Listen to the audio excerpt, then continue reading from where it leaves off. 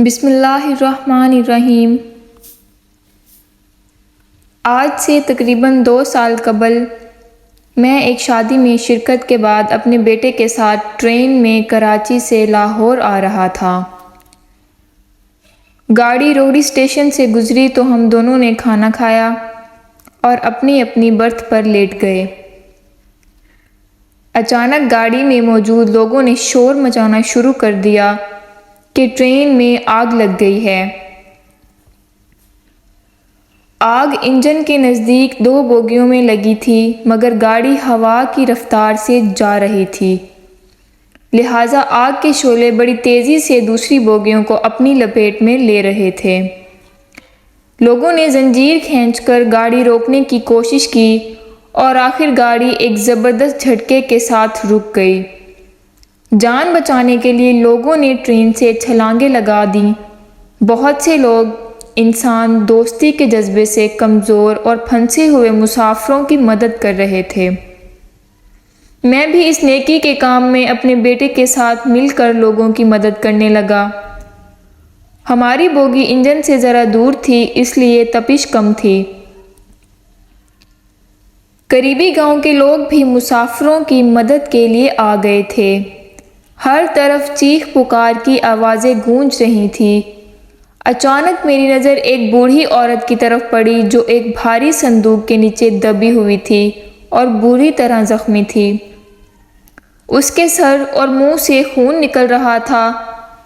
میں اس بوڑھی عورت کے قریب پہنچا اور اس کے اوپر سے صندوق ہٹایا تو اس نے اشارے سے اور بڑی دھیمی آواز میں کہا، بیٹا، یہ ایک کالے رنگ کا بیگ ہے جو میری بیٹی کی امانت ہے، تم اس بیگ کو میری بیٹی تک پہنچا دینا۔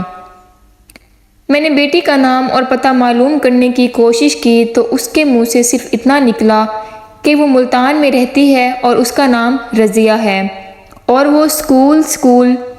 یہ کہتے کہتے بڑھیا کی جان نکل گئی۔ میں نے اپنے بیٹے سے کہا کہ وہ اس کالے بیگ کو اپنے سامان کے ساتھ محفوظ کر لے، کیونکہ اگر پولیس آ گئی تو ہمیں کوئی چیز اٹھانے نہیں دے گی۔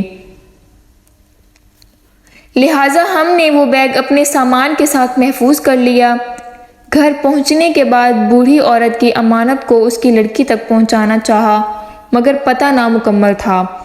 پھر بھی میں نے ہمت نہ ہاری اور اپنے بیٹے کے ساتھ ملتان آیا اور مختلف اسکولوں میں رضیہ نام کی استانی یا اس نام کے کسی دوسرے سٹاف کے بارے میں معلوم کیا تاکہ یہ بیگ ہم اسے دے دیں۔ ہماری تمام تر کوشش کے باوجود وہ لڑکی نہ مل سکی اور ہم واپس لاہور آ گئے۔ کچھ عرصہ گزرنے کے بعد ایک بار پھر ہمارا ملتان جانا ہوا۔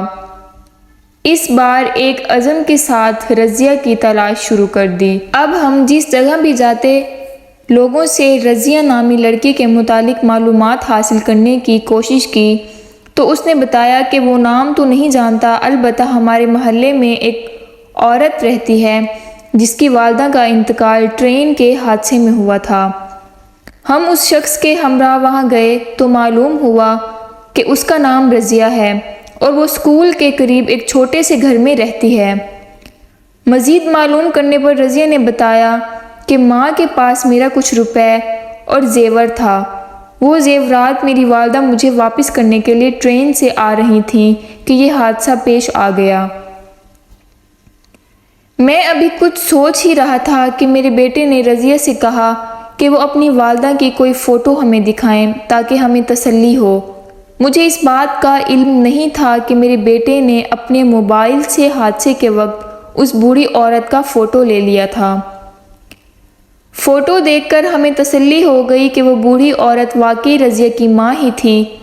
ہم نے کالے بیگ کو کھول کر نہیں دیکھا تھا، مگر جب رضیہ کی موجودگی میں ہم نے بیگ کھولا تو واقعی اس میں سونے کے زیورات کے علاوہ معقول نقدی بھی تھی۔ ہم نے وہ بیگ رضیہ کے حوالے کیا تو رضیہ کی آنکھوں میں خوشی اور غم سے آنسو تھے۔ غم اپنی ماں کے بچھڑ جانے کا تھا اور خوشی اس بات کی تھی کہ اس کی عمر بھر کی کمائی محفوظ تھی۔ تو جی ناظرین، آج کی ویڈیو اتنی ہی۔ اگر میری ویڈیو اچھی لگے تو لائک کریں، شیئر کریں اور سبسکرائب کریں۔